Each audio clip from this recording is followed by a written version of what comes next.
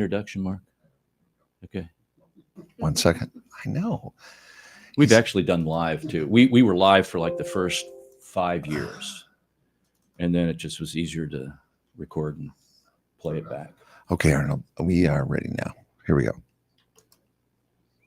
How do you create a work of lasting positive consequence? What exactly does that mean? For 50 years, Trivers Architecture has been a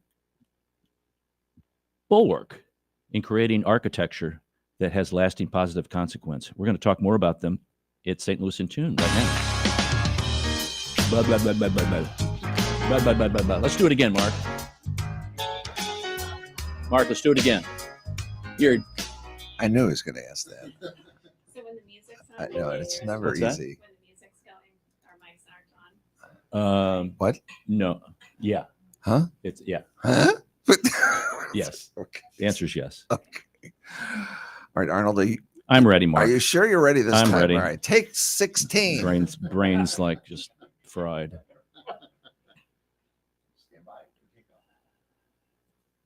How do you create a work of lasting positive consequence? For 50 years, Trivers Architecture has been doing that. We're going to talk more about that at St. Louis in Tune.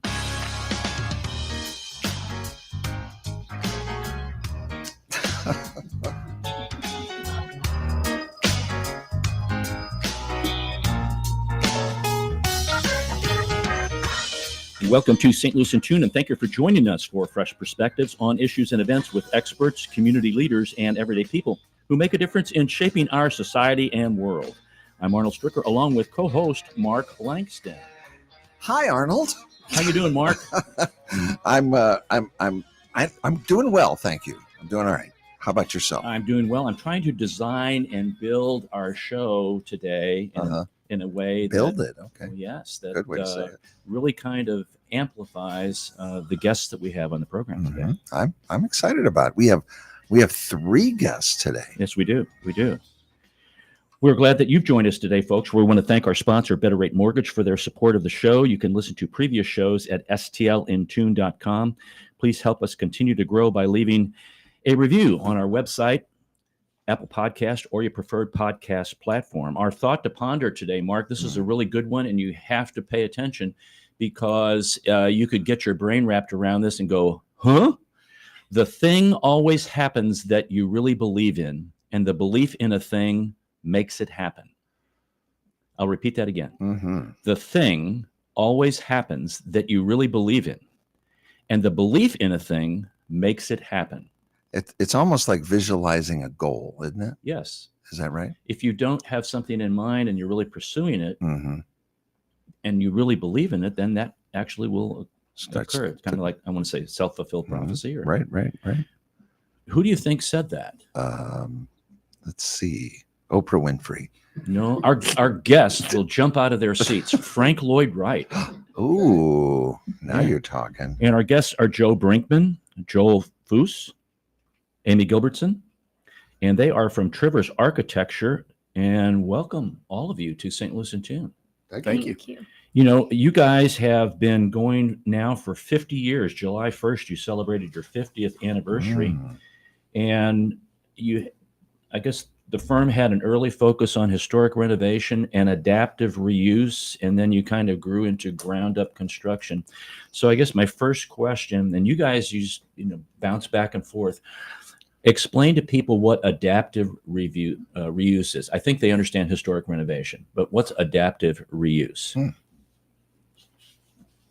They're all looking at each other. Anybody, let's draw straws for this. All right, I can go first. So adaptive reuse is a way of describing taking a building that was built for one purpose and then using it for a different purpose that serves modern needs for whatever a community might be needing today. That's Very a short version. Very similar to the building that you now occupy as an architectural firm. That's a good example. And so describe what I know as the Butler Brothers building, which is now the Victor.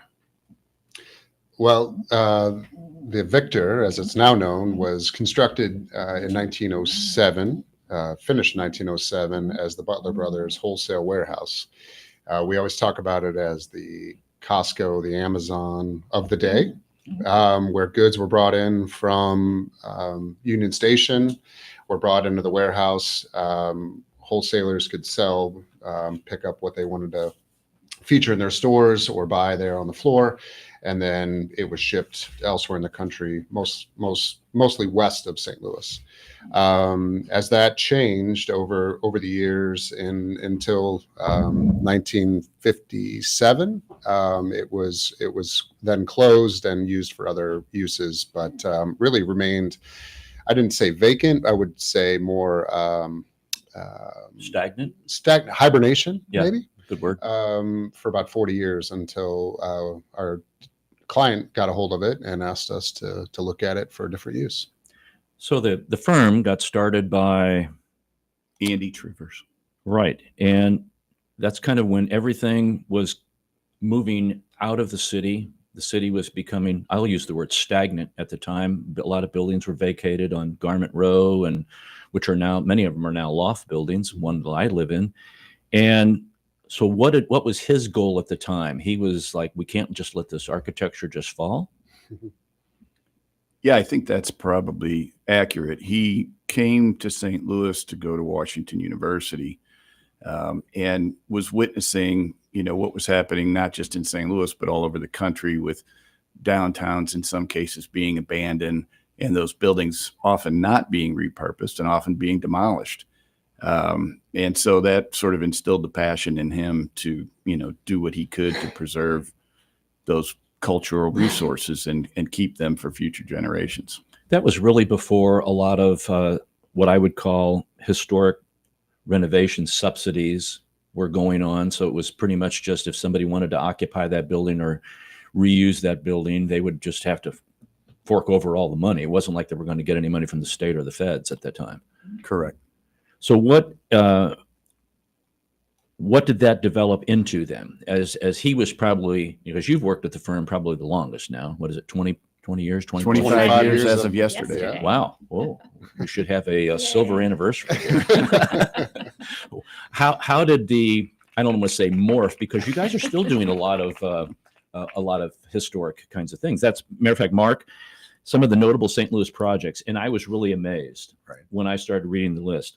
The Gateway Arch Museum, Oh, the old courthouse, which I haven't been. I want to go. I saw some of the pictures of like, wow, this is crazy. The Post Building, Adam Aronson Fine Arts Center out at Lamar Park, Sheldon Concert Hall, art galleries, Tower Grove Park restorations, the old post office, numerous lofts, the airport copper roof restoration. oh yeah. Just like, what? So if you've seen it, folks, it's probably been Trivers architecture, and you've wondered what in the world. So what makes Trivers architecture set apart from other architectural firms in St. Louis or nationally? I would say the Andy Trivers' roots in the historic work and the adaptive reuse, as Amy was speaking about earlier, it opened the door into a very different typologies that we could get involved with. A historic building can be turned into a numerous, different things: residential, office, galleries, museums, hotels, you name it. So that allows us to do different types of work and allows us to explore that in different ways because it's housed in a historic or an existing building. So it allows us to, be varied in the type of work that we're involved with. And it's led us to, as you mentioned, a myriad of different avenues that we can pursue. What are the challenges of working with some of these older buildings? Obviously, other than infrastructure, well, of course, that's the main thing, but there's a lot of exterior, interior. Go into that so people really understand why some of these, what I would call subsidies, actually exist. Well, maybe I can start. I was going to add on to what Joel was saying too, in terms of our national reach with doing historic work. Missouri has had the tax credit program, I think, longer than any other state, or almost. It's one of the top longest too. So Andy's passion for doing historic renovations and adaptive reuse, paired with Missouri's incentive program, has allowed our firm to do this work in many cases longer than a lot of firms throughout the rest of the country, as other states are picking up tax credit programs.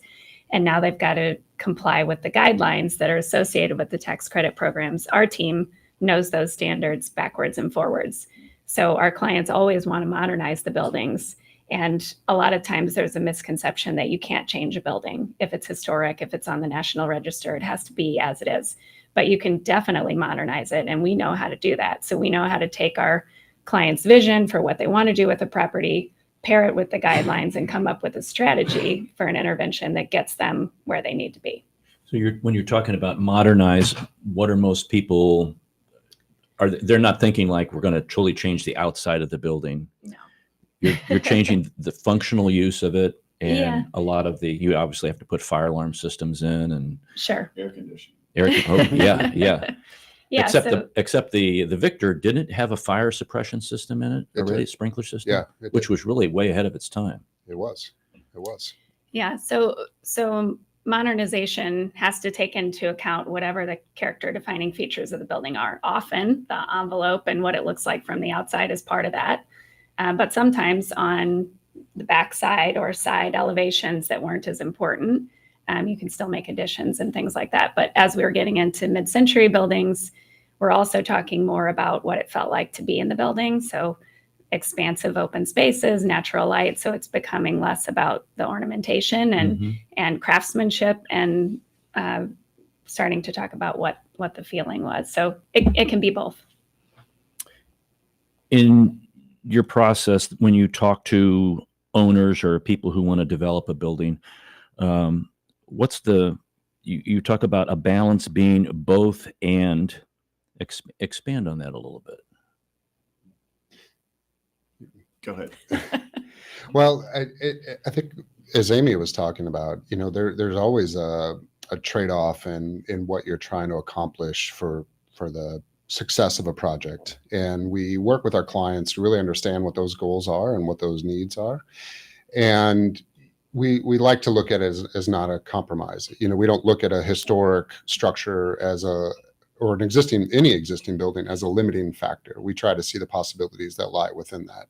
So we say, all right, here's what you've got. We don't see that as a limitation. How do we build upon that and make that something that can be celebrated or become a character defining, aspect of what that building can offer that particular client? So it's not, we don't look at it as just a trade-off and say, well, this can be either nice or not, or it can be expensive or cheap. It's, how do we get the most out of it for the budget that you have and to meet your needs? And a lot of times that takes, research, understanding, listening to really understand what a client's looking for, really understanding what a building can offer you, and, and be able to work with all of those things. I think to be successful, you can't look at it as a black and white, either or. It's an and proposition to take all of that stuff and to make the most out of it. So let's kind of put some legs on that. Let's use the Victor as the example of that. So the owners, did they do an architectural search, or did they say, hey, I want this group because I know what they've done. They've got a history of this stuff. And then do they come, hey, this is my ideas of what I want. And I know you guys are listening to that, but I'm sure some of the cogs were turning like, wow, this building could be X, Y, and Z if it got done. So their initial contact with us was by recommendation from several other people in St. Louis. They had already started talking to contractors. They had started talking to lenders and other people in town, and our name came up more than once. So they contacted us, and that's where the conversation started. They had an idea of what their program was going to be, how many apartment units and so forth. But on that building, one of the biggest challenges was its size. It was too big, honestly. Yeah. And that was one of the things that they saw as kind of a limiting factor. But, we would have to be here all day to talk about how we strategize that and work through it. And Joel was responsible for most of that. But that was the solution that had to be arrived at on that one. How do you take this enormous building and actually make it work for what they were trying to do, with their apartment count and all of that? Yeah, which is some of the challenge, I guess, of the what I would call, and Mark would call, probably the old famous bar building. The Railway Exchange. The Railway Exchange. It's a city block, and it's just this massive amount of building. What do you do with something like that? It's almost too much. It is. Yeah, we've studied that with a couple different organizations, and that is exactly the case. It's huge, and no one user in this market is ever going to use that entire building. Mhm. So the solutions are going to have to be pairing up uses, maybe even having 3 or 4 different uses in that building before anybody's going to come up with a successful formula for that one. Yeah. This is Arnold Stricker with Mark Langston of St. Louis in Tune. We're talking to Joe Brinkman, Joel Foose, and Amy Gilbertson of the architectural firm Trivers, at Trivers.com, folks, Trivers.com. And what's probably one of the most challenging projects you guys have ever done? Or maybe you're still involved in it. Or maybe you don't want to say. No, I'd be happy to.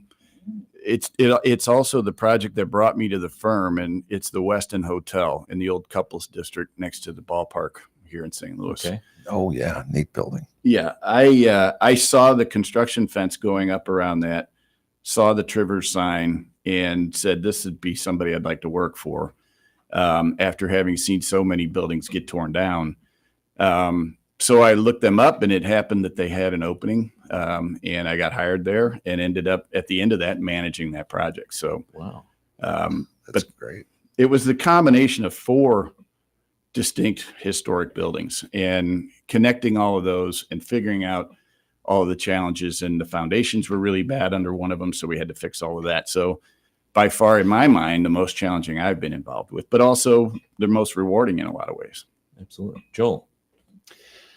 Oh gosh. I mean, I think one of the fortunate aspects is that we get to work on a lot of different types of difficult projects. I mean, we talk about that. Maybe we don't really have an easy project that we endeavor on. And we like it that way. yeah, we do. It's hard work, but it's gratifying. I'm going to take a little bit different turn on this. I've had the fortunate aspect to be able to work on a lot of different great projects. One of those is a new construction project we did up in North City, the Flants Early Childhood Center. And while it wasn't it was challenging in its own way, but it was tearing down a mid 20th century high-rise affordable housing project and building an early childhood center in what was the most impoverished neighborhood in the entire state of Missouri at the time. And 5% of a child's brain is developed, before the age of Early. 95% is developed before age 5. And so these kids were just losing out on these opportunities. And there was an opportunity there to design an early childhood center for 154 kids to change the trajectory of that neighborhood and the kids that grew up within it. Wow. And so, it's a little different aspect. I had young children at the time. And so that was just a different avenue of a type of project that would, it's a long-term change, but, we'd like to see that that's changing the city and that part of the neighborhood for the better. Right. Amy. All right. So I think I'm going to go to my first historic project at Trivers, which was the old post office in downtown St. Louis.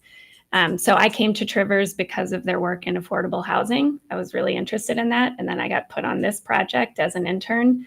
And it completely changed the trajectory of my career because I fell in love with how you can modernize historic buildings. There were a lot of different stakeholders. Webster University went in there. I was working directly with Missouri Court of Appeals. We had a huge team. I got to go to all of the meetings where the client team was trying to persuade legislators and the public to get behind this project. And it was this really complicated deal. And I got to sit in all of those meetings and hear how they put it all together. And then I got to be the project architect for Missouri Court of Appeals. So the 3rd and 4th floors were my baby for about 3 years. Wow. And I just fell in love with all the details. And it was so exciting because we met all of the court's security needs and all of their programmatic requirements. And we only made one new opening in the 3rd and 4th floors, which were the most historic portions of the building. So that challenge of figuring out what strategy works best and how can it work for the building and for the client and kind of bringing all that together was a really great experience. Mark, you can really see that, man, it's just this whole process of communication and listening is a huge thing, which I don't want to label. I think this is in every kind of occupation where people, they don't really listen. They just kind of, well, I'm going to do my thing. I know this is what you probably want because this is what I do, or this is my boilerplate, so I'm just going to do it that way, rather than sitting down and really getting people an understanding of where they're coming from and what they want, and then offering some other solutions that might even make their thoughts even rise more. Is it harder to do new construction or rehab? I mean, I could see it's a two. I love seeing an older building, repurposed or rehabbed, or that's my terms.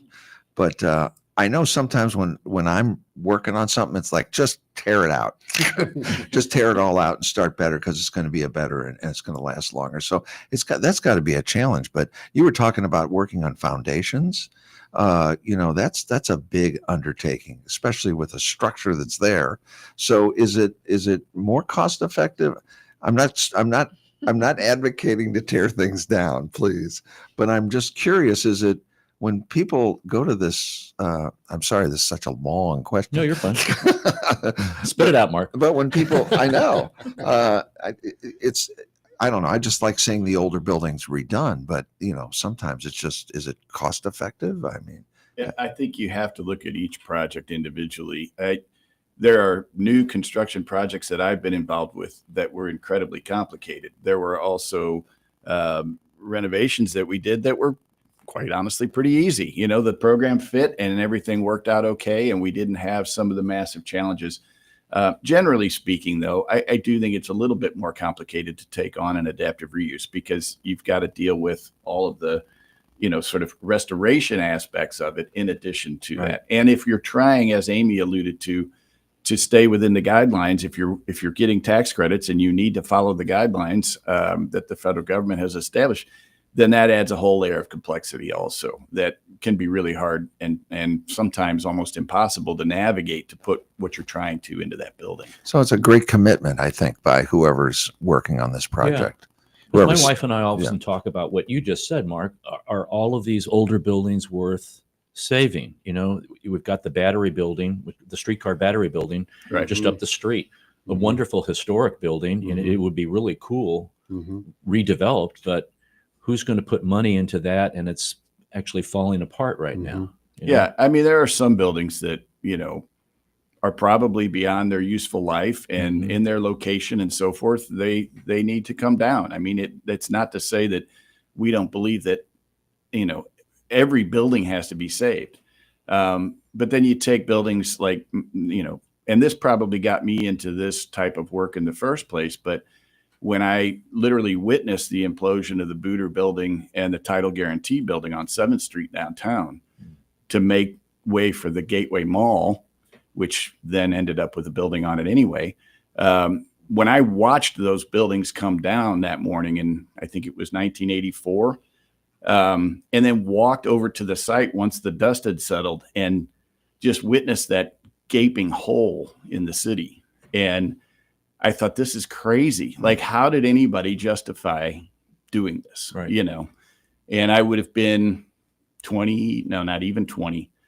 Well, maybe right at 20 years old when that happened. So I never forgot that. And I still think about it all the time when we look at these buildings. Lately the Wainwright's been in the news. Right. And just imagine if those two buildings were still there on 7th Street and you had the three of those, standing there together. It would have been so much more, Oh yeah. wonderful. What? And I think you're talking about dollars too, but we should talk about value. So I'm having a conversation with a client now that it's a municipality and they are working on restoring their historic city hall. And it's hard work, but it's been part of their city forever. And, as long as they've been a city. And We were so. talking about it before you got in the room. Right. We're both So- graduates of that particular Oh, area. okay, Yeah, okay. so we're very familiar Yeah, with it. and Yeah. and so part of the conversation, we're preparing to talk to the council and talk about the value and what does it say about the community if we invest in this building that's been Mhm. sitting here versus build something new and be left with this building sitting empty, which is the same situation we had in University City. Their City Hall Annex and Trinity Library building were sitting empty for a long time. with no planned use. And had they built new, we talked about this in a lot of the council meetings, had they built new, those buildings would still be sitting there empty. When they're perfectly viable, there's the police headquarters, it's under construction now. The police will be in there. We've got a new accessible entry for the community. We've solved the wayfinding and the public parking. We've added all of this to the experience of coming to City Hall. And we've, created a use for these buildings that have been sitting there empty. So there's a lot of value there that's more than dollars. Is the spotlight still on the roof up there? Is it still there? It is. Yeah. They should turn that on once in a while, just for fun. I Fourth heard It's been recently discussed. that they're working on the lift. That's the problem right now. It doesn't Gotcha. rise up anymore. Yeah. So I love that building. It's a Yeah, great, it's a it's great great Except the building. council chambers is very, very echoey. It's like very hollow. Sounds like you're in a bathroom. Ways to get architectural acoustic engineers Yes, that's to what we kind of handle yes. some of that stuff. Get them in here now. Especially they need to do that in restaurants. But that's another story. All We're going to take a break and we'll be right back. This is Arnold Stricker with Mark Langston of St. Louis in Tune. Don't go away.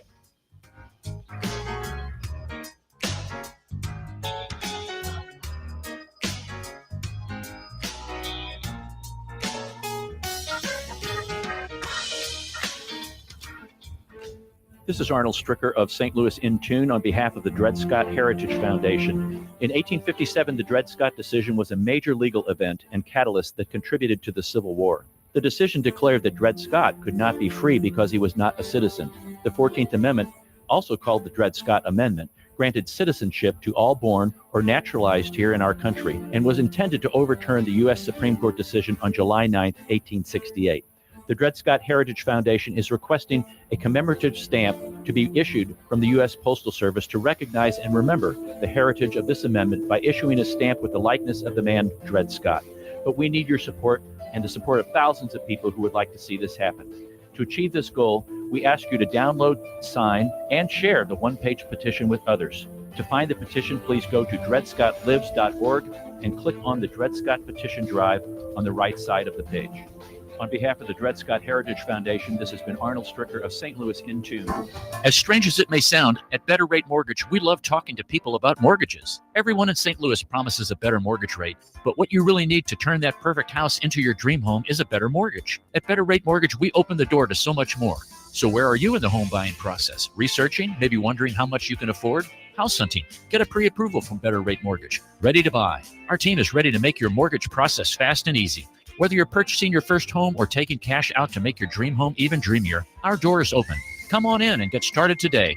We'll show you how. Call Sean directly at 314-375-3293 or online at betterratemortgage.com. Remember, at Better Rate Mortgage, a better rate is just the beginning. Betterratemortgage.com. NMLS ID 401335, an equal housing lender.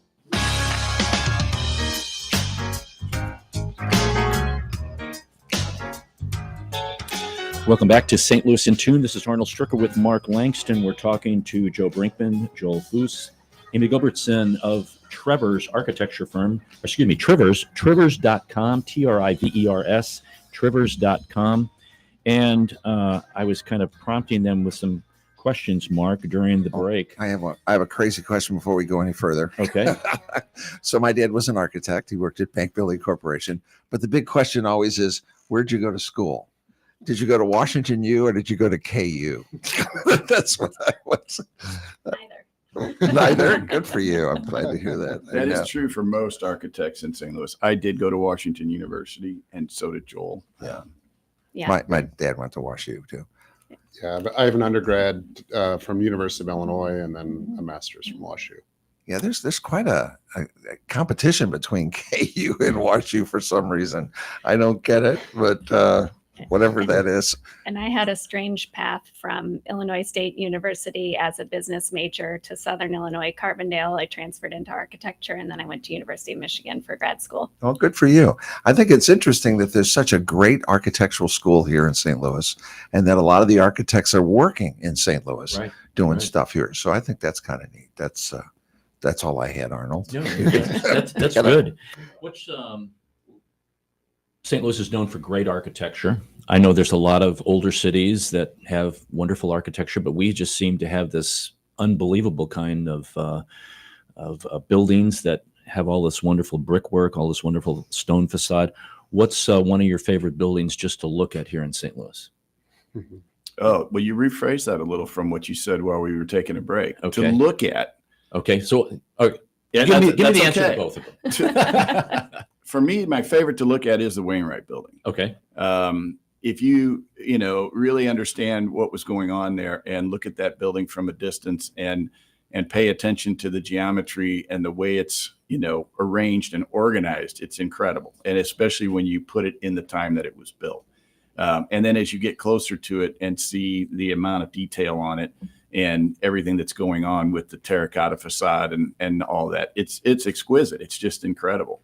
Was that not the first skyscraper in the country? Is that arguably, yes. Mhm. There are other people who will say other buildings and so forth, but it really was the first one where the exterior of it was not the structural element, and the structure resides within that, so the exterior could be organized and thought of differently. and they had the heating and air conditioning at the top? You can see the holes, I think, in the facade of it. Is that to cool it off up there? Am I even close? Those are just ornamentation as far as I know. And I don't I think under- they had a function back then, but they may have. It Okay. doesn't exist now, but I'm not aware of that. I think those were always windows, The round the round ones. portholes that are Yeah. at the top. Okay, I had heard it was not air conditioning, but heating or something, some kind of venting for however they did their HVAC back then for that, Or didn't. or didn't. Right, Yeah. right. Yeah. Well, there's another story about that. Oh gosh, I don't know. I don't think I can narrow it down. This goes to maybe Mark's question about the historic, question about keeping buildings. And, I just think the collection of historic structures we have here in St. Louis is a wonderful asset of the city that's honestly under leveraged. Joe mentioned tearing down the other buildings around the Wainwright. I mean, fortunately, we still have the Wainwright, and there's others around it that we still have, but we've lost so much, but we have still so much around this neighborhood that's intact of homes and 2 families and 4 families. Just being around the historic fabric of the city. You go to other cities, they don't have it. Right. And that is something that we need to leverage as a city and as a region to reach out to other areas and say, look at what we've got. This is something that's important, and people respond well to it. They look at that stuff. They look at that historic detailing and ornamentation and marvel at it. And it's beautiful. And we don't construct like that anymore, and nor should we. And we should be able to complement with that. But it is here, and we should really retain, as much of that as what we've got. And just being surrounded by that, in a city that has so much to offer is really a wonderful aspect of what we have here architecturally. Amy. All right. I'm going to say one that maybe you wouldn't be thinking of, but Tower Grove Park, their Mhm. collection. I don't know if you know this. It's a National Historic Landmark Park. It's in my neighborhood. So I've always been near it. And my kids have grown up there, learned to ride their bikes there. I run there with my friends regularly still. But they have the greatest collection of Victorian pavilions anywhere in the world. And Really? we've been fortunate to start the restoration process for some of those. So when you said, Wow. what's your favorite one to look at? I love looking at those. And even though I've been looking at them for 20 years, now that we're working on them and restoring them, I'm seeing details I never saw before. And just the purpose that they were built for to create shade and respite for everyone, poor people, wealthy people, the Mhm. entire community. It's still the purpose that they're being used for today. So I love being there, and I love we're starting construction on 4 more this year. And so it's like getting to know a new friend. They have different materials. They were thought of differently. Each one is very unique. So I love looking at those. Do you guys kind of marvel when you go into an old building or you look at how the materials that they were using back then and how they accomplished all these things or the vision that they had? Do you like, wow? Oh yeah. The craftsmanship that you see in older buildings is And artistry. unbelievable. And if you really start looking at it from our point of view, where we know how these things go together and start to think, how did they do that? It's And even construction, when we look at old sets of drawings and the design intent is there and beautiful drawings and the ornamentation on the Wainwright, but it's like a half of an elevation. And then the contractor and the craftsman made it happen. Wow. So Joel, you mentioned something that I thought was very interesting, that we have this wonderful architecture here in the city and we need to leverage it a little bit more. I want to kind of piggyback that with the team that you have, the rest of the team back at Trevor's, is why is it important to have the diverse perspective that you guys have as an architectural firm, and how does that translate into leveraging how a city can leverage what it has? In other words, I'm trying to tie, we have all these different silos of people and groups that represent a variety of things out in our community, but it seems like we can never get them all together to focus in one direction to really leverage what we have. So how do you guys leverage what That's a tall order. how do you guys leverage what you have within your office with the diverse group that you have? Well, I would actually take that another step further and talk about our team in the bigger picture on projects, where we've got lots of consultants that don't work for us. Mhm. So, engineers and all sorts of other consultants that help us navigate all of those things. And that really is the whole team. I mean, on some of these larger projects, the number of people involved in the design process is probably close to 100, Wow. and so that's really the full team. But I appreciate the, sort of awareness of our team, and we do have a great team, and recruiting is, arguably one of the probably top 3 things that we have to do as a firm to maintain the level that we are, to stay competitive and to stay as good at the things that we do. To maintain that skill, we have to recruit the best people all the time, and that's a challenge. But once you do have all those voices and people from different schools, we talked about that a little bit earlier, Mhm. Different schools teach slightly differently. Right. And having those different backgrounds helps also. Having interior designers in our office and architects, we go to school and we're learning very different things, and we really approach projects in a very different way. And that's important too. So all of that does get blended together. I think it all, and to continue with Joe's thought there is, as you mentioned earlier, Arnold, the listening aspect is critical. And I think no matter who it is on our office, we really emphasize the fact of listening to what the client is saying, and not just what they're saying, but really what they're meaning to say behind that. And sometimes you have to dig a little deeper to understand, Mhm. what it is about that. And I think for us to solve complex problems, we have to ask, hard questions sometimes and go a little deeper into what it is they're trying to say. Mhm. And so if you have to create a culture of being comfortable with asking those questions and having people that are there that have the desire to, have a vision of the future that's better than what we have of the present. And so by, with everything that Joe said of finding the right people to bring into the firm and the diverse backgrounds, and couple that with this thought and mentality to be able to, make a positive difference, we really try to foster that culture within our office. yeah, I think we know that diverse teams perform better. There's all kinds of research studies that prove that.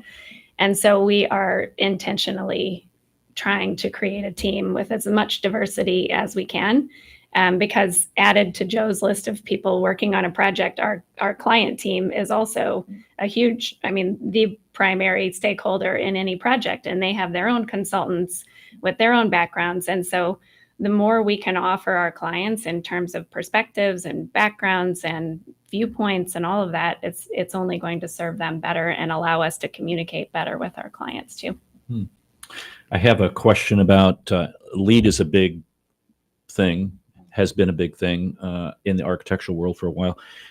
Aspects for those people who really don't, I think they understand maybe a superficial view of sustainability. Give us some aspects, some attributes of sustainability in what you do on a daily basis and what you design. Yeah. I was just going to say that one. You're all LEED certified, so Well, Amy said it, just the aspect of reusing the existing buildings Mhm. really a wonderful starting point. And to mark, sometimes you can't reuse it, sometimes you can, and you have to move on from that. But there's 3 billion square feet of underutilized square footage in the United States. So we have housing shortages, we have misalignment of where that's used. So there isn't necessarily a huge rush to go out and build new square footage, Right. especially when you're having a hard time in a slow growth region like we have here. So what can you do to reuse the resources that you have? And starting with the existing structure. I mean, you have existing structure, you have existing envelope, that can be up to 35% of what you put into the building right off the bat. So, I mean, that's a huge starting point. Then you add in, new system upgrades and, take a building that is, even we're looking at a building right now that was built in the late 90s and upgrading its HVAC system just by repurposing that, changing out the lighting. We can save them, hundreds of thousands of dollars a year in operational costs. Right. So, thinking just beyond, tear down, redo, start over, it's how can we supplement, how can we make best of what we've got, and how do you, interject new technologies, even existing buildings that we have old windows. I think a lot of things we do, Joe mentioned, we do a lot of work with WashU, even retaining existing windows, but putting historic storm windows on those to reduce the energy or increase the energy performance and the R value of those windows, is something pretty simple and rather inexpensive that you can do. So it's just thinking about it a little bit different way than you would, from an existing building. I mean, if you start with an existing building and a LEED Platinum building, it's going to take 10, 15 years for that LEED Platinum building just to equal the amount of resources that goes into that, embodied carbon and everything that goes into an existing building to catch up to it. Because is it the firm's goal or is it the architectural goal? Was it 2035 about carbon? Quote that for me, because I know I don't have that correct. Carbon free or yeah, I mean essentially net zero by 2030 on carbon. Okay. But we've got a tough road to climb to get to that point as a collective society. Yeah, we signed on to that challenge officially, stating that we would, do everything we can to get ourselves there. But to Joel's point, that's a tall order, right? And a big part of any project's sustainable goals is what the owner wants. All too often, we have, and I would say honestly, in my opinion, if there's ever sort of misalignment between us and the clients, it's usually on that. The first cost of those things can be higher, to Right. take the steps that you need to do a building correctly the first time. That cost can be higher, but you have to understand the payoff and the value to Right. that going forward. Right. And, if some clients have a plan to not hold a building as long or things like that, then that's going to be tough to convince them of. And also, I think that, in general, the public has to get a little more educated about that and has to understand that these are important things. And right now, that's not the case across the board. That's true. So here's a big question. Looking historically, architecture has gone through a lot of different kind of design phases, which I think you probably would understand. Maybe, I'm thinking of like, there's Romanesque, there's, Renaissance, there's kind of, mid-century modern, blah, blah, blah, blah. That's But nice. also some structural and foundation and maybe some theoretical basis in phases also. Where do you see architecture going in the future if you put your crystal ball hat on? I one of the changes that I feel like we're seeing is, as we talked a little bit earlier about this, listening aspect of architecture. For so long, architecture was kind of this, master builder, come in and you dictate the design and this is what you're getting, where the architect's the master thinker behind it all. And, I think we're really seeing maybe a shift away from that mentality because, as Amy was talking about the diverse makeup of our team and, our clients and, that just doesn't doesn't work for those solutions. I mean, there's very complex problems that need to be solved, and not one person is going to be able to take that, because they have innate biases in their own way that they approach certain things. And so you need a lot of different voices at the table. And so I think the firms that are successful bringing those together are going to be the ones that really have, to me, the best aspect of in the future of architecture, because, the climate issue isn't going away. And so we've got to be able to deal with that, and those are going to be hard problems, and we're going to need a lot of minds to put that, to help solve that. I'd maybe go back to our both and comment, on the form versus function. I'm just sitting here thinking about it, but I think there's a renewed appreciation for artistry and things that are beautiful and things that make you feel good. But we also need our buildings to function and perform well and be good for the planet and be good for the people that are living in them. So I hope that the future is blending those two, figuring out how to create solutions that perform really well, but also make people feel good and are lovely to look at. Maybe we create a building that's your new favorite building to look at. But yeah, I hope that it's both. Well, I had a very similar question in one of my final exams in school, and I was struggling with how to write that answer. And the answer that I wrote was, the only thing I know for sure is it's going to continue to change. And I left it at that. And I got literally a letter from the professor saying, that's the answer I've been looking for a long time. So I don't know. I don't think any of us really know. I know it's going to change. I know that, what we do is somewhat reactive to what's going on in the world and in society. And we have to adapt if we're going to be successful. So, where's society going to go? As Joel said, this climate change stuff isn't going away. Right. And society's going to need us to react to that. That's going to become an increasingly important part of what we do. And that will change the way we put buildings together. There's no question about it. So I also think that there's going to be revolutionary change in the materials and things that we use to put buildings together. I worry that someday that is going to make what we do a lot, adaptive reuse, close to impossible. But there's probably technology that's going to be developed to deal with those buildings too, that we don't even understand right now. So I would say it's going to be a lot different than it is now. And I don't know what it's going to be. What's interesting, Mark, is a lot of people do not consider architecture art, but it really is. It's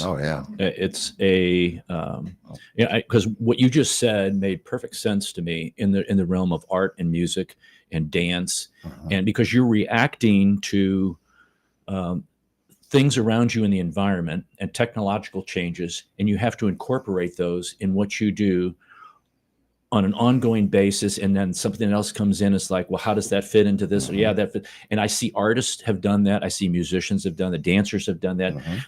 Literary arts does that, know, and it's just, you can't just view like an old building as like, well, that was built, in the 1890s. It's because the inside might be totally modern. Right. And you have to see how everything, the amalgamation of our culture and society has pushed architecture as an art forward even more. The architectural design of so many buildings is just beautiful. It's an art. It's an artistic expression, I think, of the architects. Yeah. And like you say, what's going on around us in our day-to-day things. Yeah. There's so many buildings, so many things, that you can talk about that just are so weird. On Kings Highway, the new apartments or condos right over there by the Chase Park Plaza, that's artistic to me. It's different. Right. It's not the same old. Amy was talking about, the joy and beauty in buildings. And, we as Joe was talking about the change in society and how, what we're responding to, we have a decision to make. We live in the environment that we construct. Right. This is not dictated to us. We, have a decision to be able to create the environment that we want to live in. So if we talk about the craftsmanship and the artistry, at some point when we were doing these types of buildings 100 years ago, there was a desire to do that. There was a passion. There was a expectation that, what we created for ourselves was beautiful and functional. And, it's up to us to be able to still demand that and expect that out of the environment that we reside and we call home. I think that's demand and expect that, because we've kind of lowered the bar a little bit in our society as far as what we expect out of things, because we've become a very throwaway society. And I think we need to raise that back a little bit, get that back. Question I always ask artists, musicians, or literary arts people, or those who draw. You have somebody listening who is thinking about a career in architecture. What do you tell them to do to continue this, to build that feeling, that desire to do that? And what things should they do to enhance their chances in architectural school and beyond? First, I would say travel. Study other buildings, look at other architecture. But as someone who transferred into architecture, I would also say it's never too late. And you don't have to take the classes in high school or whatever. The career can be and should be for everyone, and we need everyone. So reach out. We get calls. We host a shadow day in the summer for high school students or early college students who want to see what architecture is like. It's pretty different than what you see portrayed on television. That's one of the things I love about it. Every day is different. And I also think there's a place for everyone. You can be a technical architect who maybe can't hand draw things beautifully, but you can draw beautiful detail. Or you can be a conceptual architect who has a great big idea paired with someone else who knows how to execute the idea. So you don't have to have all of the things that go into architecture to be part of a really great team. So reach out to us, reach out to firms that you admire. People love talking about their work, and they'll most often call you back. Okay. I often say our superpower of our profession is to continue to see things not as they are, but as they could be. And so I think anybody who walks around this world and imagines a different world and imagines how something could be changed or different, I would say to follow that curiosity, because there's a lot of times we'll say, oh my gosh, that could be that. And somebody say, I never thought of it that way. And, so I think there's something to that curiosity and slowing down. I think Amy's point about travel is great, because you start to see things in a different light. And I always say, when you travel, you don't only necessarily learn about where you are, but where you're from too. And I think it's a wonderful reflection as you stop and look at a building. So often we're just, take a picture, we saw it and we move on. But if you just sit there and study, understand the proportions and the makeup and the detailing and how the light works, and you just sit there and observe for a while, you have to take a moment and take it in and just not be in a rush. You start to see the world a little bit differently than maybe you did before. And if that's in you, then pursue it. Those are good answers. And I would have probably said parts of those, but I would also add to that.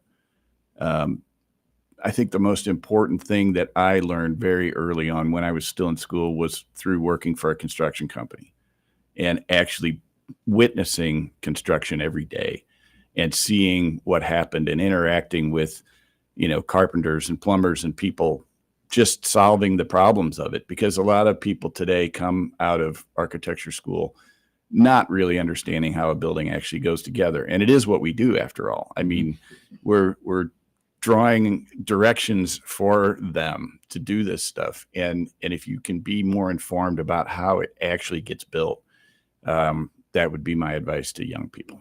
I'm sure there's contractors that have come back to you and said, thanks for that detail. That really saved me thinking about this, or I was able to put that together a lot quicker than if I hadn't had that there. Yeah. And really, when they're questioning us, it's because they have to, Right. they've got to get it done. They have to make it work. Right. And if we haven't given them enough information, they're stuck, and so that's an important part of it. But also, I think you do a better job of it when you know how it really goes together, because then you can really achieve your goal in a way that's achievable by the contractor.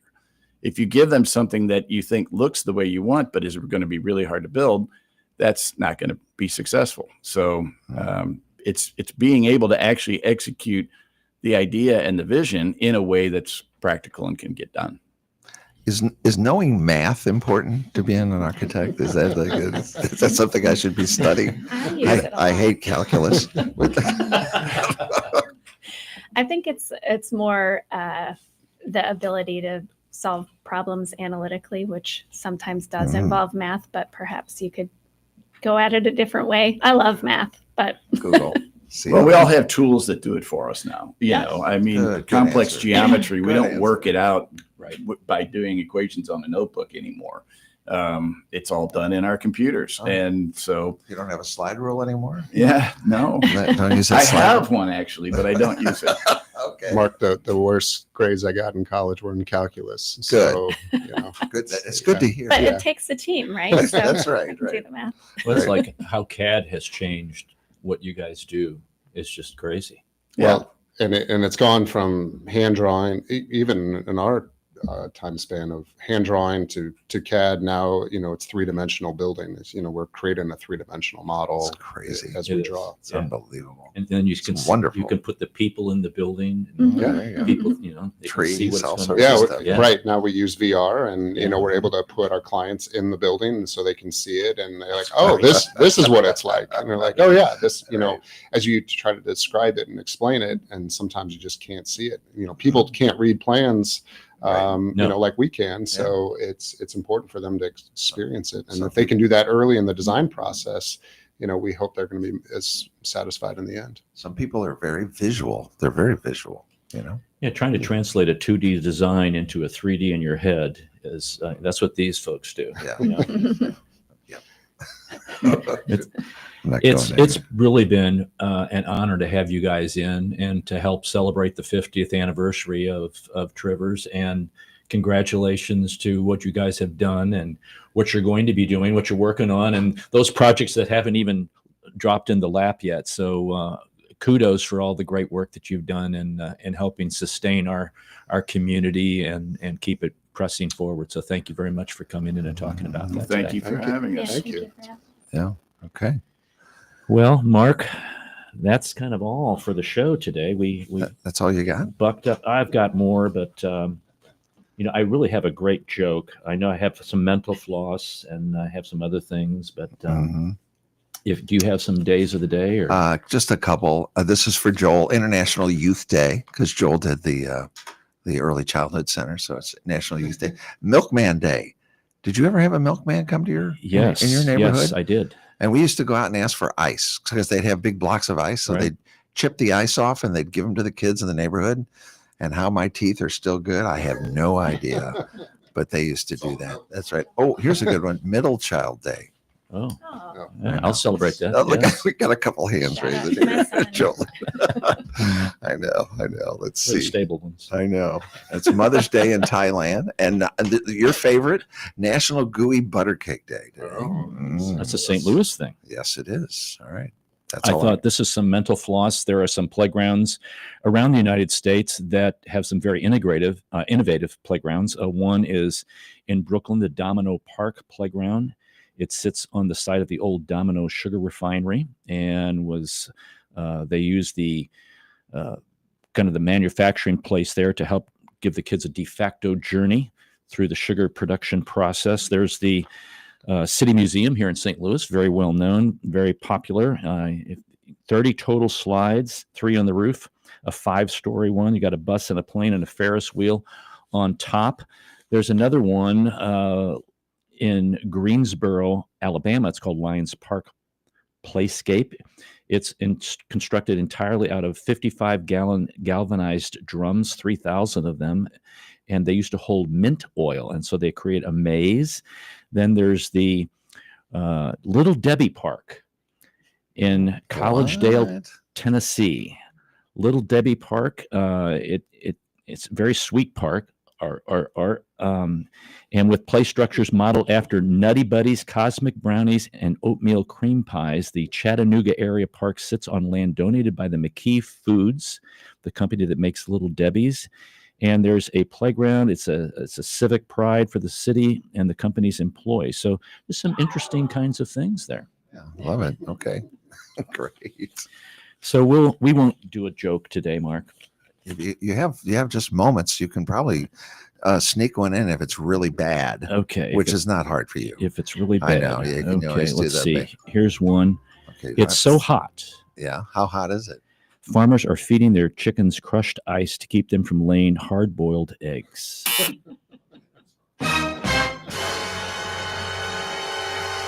Oh, come on, you're almost done here. You got Let's 30 see, seconds. here we I'm go. telling you. My whole life, I never read a warning label telling me not to eat laundry detergent or put glue in my hair. Somehow I just knew. I'm with you on that one. I know it. Do you really have to tell people that? Yep. You do. Okay. Well, that's all for this hour, folks. Thanks for listening. If you've enjoyed this episode, you can listen to additional shows at stlntune.com. Consider leaving a review on our website, Apple Podcasts, Podchaser, or your preferred podcast platform. Your feedback helps us reach more listeners and continue to grow. I want to thank Bob Berthasell for our theme music, our sponsor, Better Rate Mortgage, our guests from Trivers Architecture, Trivers.com, and co-host Mark Langston. And we thank you for being a part of our community of curious minds. St. Louis In Tune is a production of Motif Media Group and the U.S. Radio Network. Remember to keep seeking, keep learning, walk worthy, and let your light shine. For St. Louis In Tune, I'm Arnold Stricker.